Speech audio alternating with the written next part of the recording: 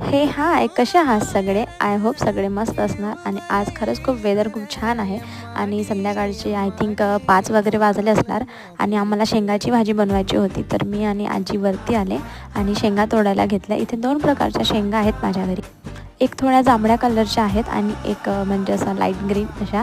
आणि दोघांचीही टेस्ट खूप छान असते. तर मी पटापट शेंगा तोडून घेते. आणि घरच्या घरी ऑर्गॅनिक गोष्टी खाण्याची मज्जाच काही वेगळी असते. बाजारातून घेऊन खाणे आणि घरातलं म्हणजे न फवारणी वगैरे केलेल्या गोष्टी आपण खातो ते खूप छान असतात.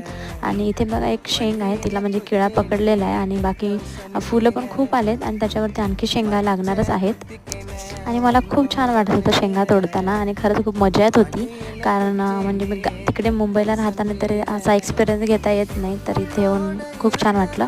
आणि इथे बघा आता सूर्यास्त होत होता आणि सूर्य खूप छान दिसत होता, तर मी थोडंसं मोमेंट हा कॅप्चर केला.